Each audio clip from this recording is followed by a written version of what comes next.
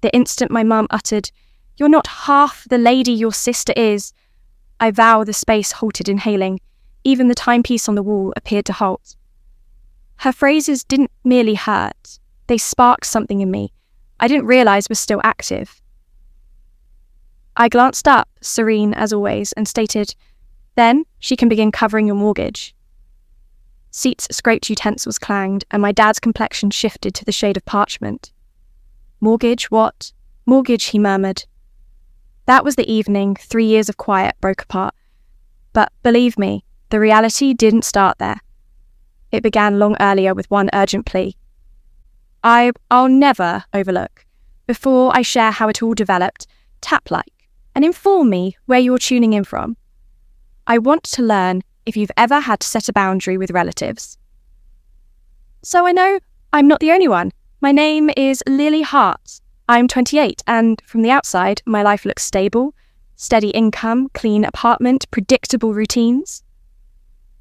I manage finances for a logistics company near Portland's harbour, where numbers always balance and rules make sense. I wish families worked the same way. Every Friday night, I drive 30 minutes to my parents' house in the suburbs. It's been our tradition since I left for college a family dinner, though it feels more like an unspoken contract. No one's allowed to miss it. If I say I'm tired, Mum calls until I answer. If I don't, Dad sends a message that reads like a joke, but isn't. "This family has a seat for you. Don't leave it empty." So I go. I step into the same house. The same smells Mom's roast chicken, Dad's cologne. Ava's perfume that lingers long after she hugs me. "Hello?" And there's the same lineup of framed photos along the staircase. Ava's law school graduation. Ava receiving an award. Ava smiling beside. My parents. My degree hangs somewhere in the hallway near the laundry room. At the table, conversation always starts and ends with her. Ava just won a new case. Ava bought new furniture. Ava might make partner next year. My dad's eyes light up when she speaks like she's telling stories from another world. My mum laughs too loud at every word touching Ava's hand as if she's holding a trophy. When the attention shifts to me, it's usually to compare. "You've always been the quiet one, Lily, or you were never as ambitious as your sister, but that's okay." I nod, sip my wine, and pretend the comments slide off. But they don't. They never do.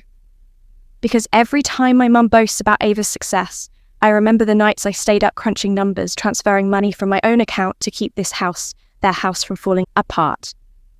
They never saw it. They never asked. They just believed I was fine because I never complained. They call me the calm one, the responsible one, the one who doesn't need the attention. But even the quiet ones reach a breaking point, and mine was coming fast. It started 3 winters ago on a night so cold, the wind cut straight through my coat. I just finished a 12-hour shift at the office when my phone lit up with Mum's name. She never called that late, so I answered immediately.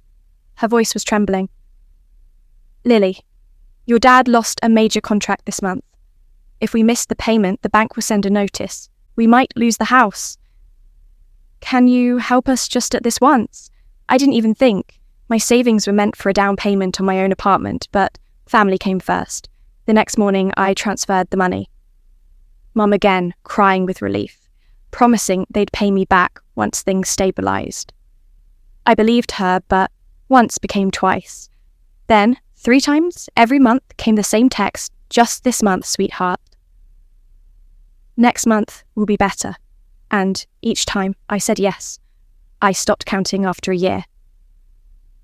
Somewhere along the way, I set up an automatic transfer so I wouldn't have to think about it. It felt easier to bleed quietly than to say no. The truth is, I didn't just send money. I sent pieces of my future. When friends asked me to join trips, I said I was busy. When my landlord raised the rent, I didn't move. I told myself it was temporary. Families help each other right. But somewhere between my friends and my friends, between those payments and my parents' proud stories about Ava's success, I realised I wasn't helping. I was disappearing.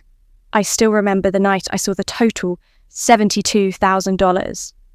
My cursor hovered over the screen, blinking. That was my down payment, my dream home, my independence gone. What made it worse wasn't the money.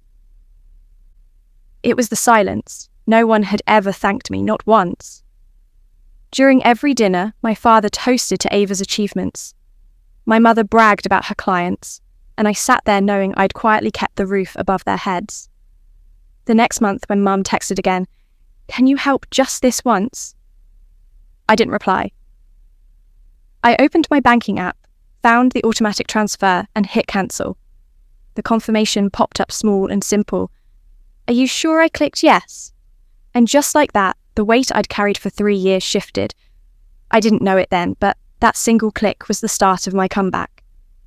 Not the loud kind, but the kind built on facts and evidence. That night, after I cancelled the transfer, I sat at my kitchen table for a long time, staring at the glow of my laptop screen. My hands wouldn't stop trembling. For 3 years, I had linked my value to those payments. Every dollar felt like proof that I was a good daughter, a reliable one. Without them, who was I? But the longer I stared, the lighter I felt. For once, I wasn't the unseen backup holding everyone else up. I was just me, but broke tired, but finally free. The next morning I woke before sunrise and went for a run along the Willamette River. The air was sharp mist curling above the water. My lungs burned, but it wasn't pain, it was something cleaner, clearer. Each step felt like peeling away the weight I'd carried since that first desperate phone call. From that day on, I started rebuilding, not for them, but for myself. On Thursdays, I joined a small cooking class at a community centre downtown. It wasn't fancy, but it gave me something I hadn't felt in years: peace. No one there knew about Ava or my parents, or the 3 years I'd spent saving a house that wasn't mine. They only knew me as Lily, the woman who loved making soups and always burned her first batch of bread. At work, I threw myself into projects. Numbers were still my language, but now they had purpose. My boss noticed.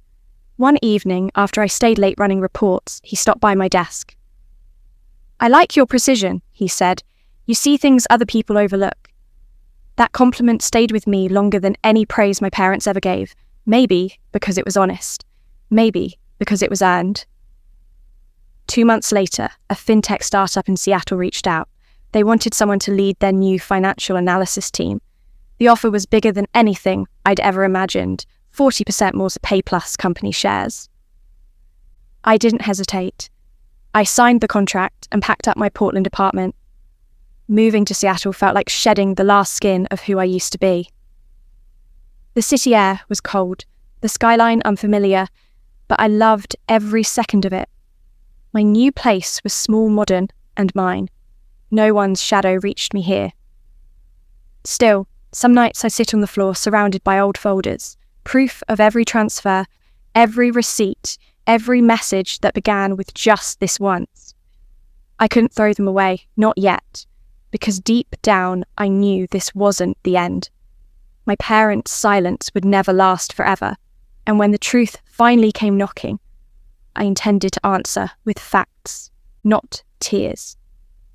6 months after I moved to Seattle, I thought I'd finally closed that chapter. New city, new job, new peace. Until one morning, my phone buzzed with a message from Mrs. Whitaker, my parents' elderly neighbour back in Portland. "Hi, dear. I just thought you should see this." A photo followed a wide white banner stretched across my parents' porch. Big red letters read, "Congratulations, Ava Hart, for preserving the family home." For a second, I thought my chest had stopped working. I zoomed in, blinked, but the words didn't change. The house I'd kept afloat for 3 years was now her victory story. My vision blurred, the screen trembling in my hand. They hadn't just ignored what I'd done. They'd erased me completely. I sat there for a long time, the sounds of the city muffled behind me. Then something in me shifted. It wasn't anger this time, it was clarity. I opened the drawer under my desk and pulled out the folder I'd kept all this time. Inside were the payment logs, bank statements, screenshots of messages, every number and word that proved the truth. I'd built my life on proof now. It was time to use it. That night, I compiled everything into a single presentation file labeled Simply Truth. I wasn't sure why I did it, habit maybe, or instinct, but deep down, I knew a day would come when I'd need it. The day arrived sooner than I thought. One evening, my cousin Nina called. "Hey, Lily, just so you know, your parents are hosting a big family appreciation dinner this weekend. They're planning to honour Ava for saving the house. I thought you should hear it from me." I didn't respond at first. "They asked me to make the slideshow," Nina added quietly. "Do you want to see it?" Within minutes, the file landed in my inbox. I opened it, pictures of Ava smiling on the porch, captions like, "Thank you for keeping our family's fire alive." I scrolled to the final slide, bold text glowing against a gold background. "In gratitude to Ava Hart, the daughter who saved our home." I leaned back in my chair, letting the disgust settle.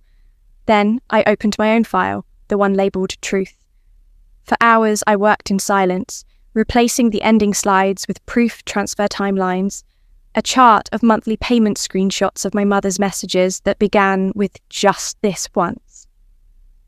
I added a final photo of the house, simple, quiet, with one caption beneath it. "This was my contribution. Don't forget it." When I was done, I saved the file 3 times on my laptop, a USB drive and the cloud. This time, there would be no misunderstanding, no rewriting of history. The dinner was set for Saturday night in downtown Seattle. I didn't RSVP, I just showed up. The restaurant was warm, bright, full of laughter. My father stood near the centre holding a microphone, smiling with that pride I used to crave. My mother sat beside him, pearls gleaming while Ava glowed in emerald green. She looked exactly how I remembered her, perfect, untouchable. I stood in the doorway unseen until I heard my father's voice. "We are so blessed to have a daughter like Ava. She preserved our home, our legacy." Applause filled the room. My fingers tightened around the small USB in my pocket. When the slideshow began, I waited by the back wall. Pictures of the house of family holidays, of Ava cutting the ribbon on her law firm, all projected across a huge white screen. Laughter, clinking glasses, my parents smiling like nothing in the world could touch them. Then the final slide came up, except it wasn't Nina's version anymore. The room went silent. Bold black letters filled the screen. "Financial contributions, 2020 to 2023. A collective murmur rippled through the guests. I stepped forward, my heels clicking against the hardwood floor. My father froze mid-smile. My mother's hands clenched around her glass. The slideshow rolled on 36 payments, 1 per month. Total, $72,000. Messages, "Sweetheart, just this month, we'll handle next time." The crowd whispered louder now, heads turning toward my parents. I stopped near the projector face, calm heart, steady. "If the truth embarrasses you," I said softly, "that's not my fault." For a few seconds, no one moved. Then, from somewhere in the back, someone started clapping. A single sound that grew, spreading through the tables. Some faces were stunned, others approving. My father's complexion drained to grey. My mother opened her mouth, but no words came out. Ava's eyes glistened, her lip trembling. 3 years, I continued, $72,000. Every month, while you praised my sister for her success, I was paying for this family's home. "You didn't just forget, you pretended it never happened," my father stammered.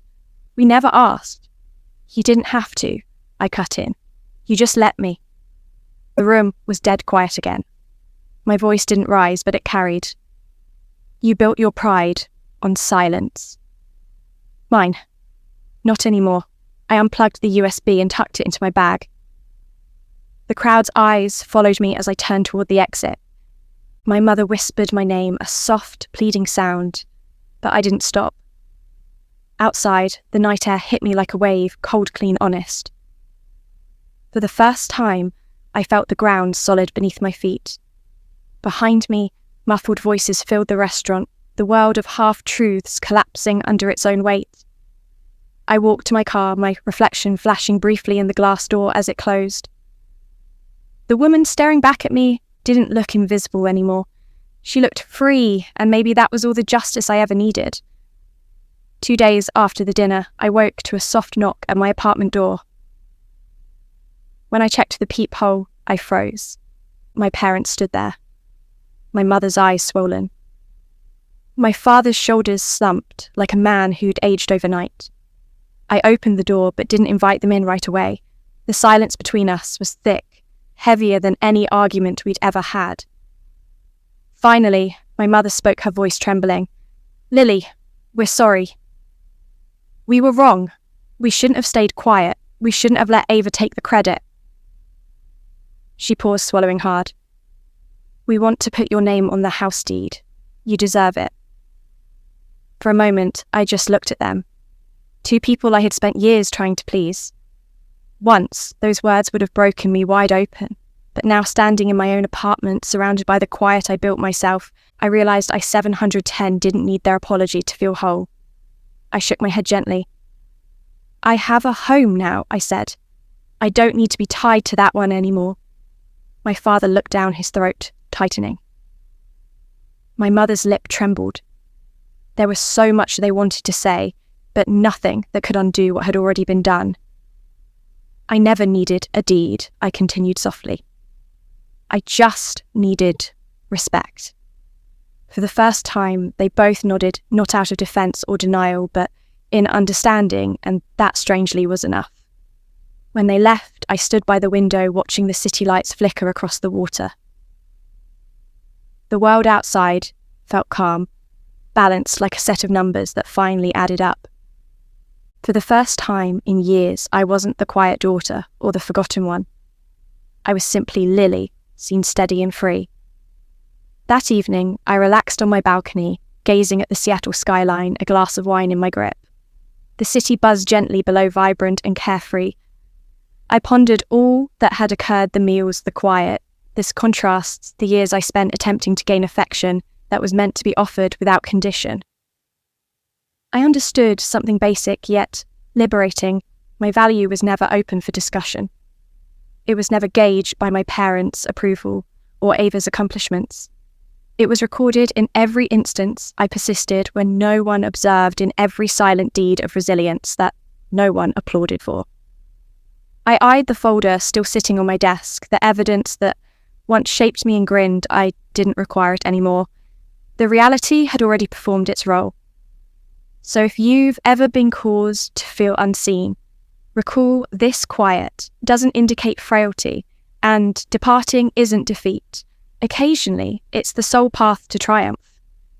If this tale resonated, inform me where you're tuning in from and hit subscribe for more tales like this. You're not alone.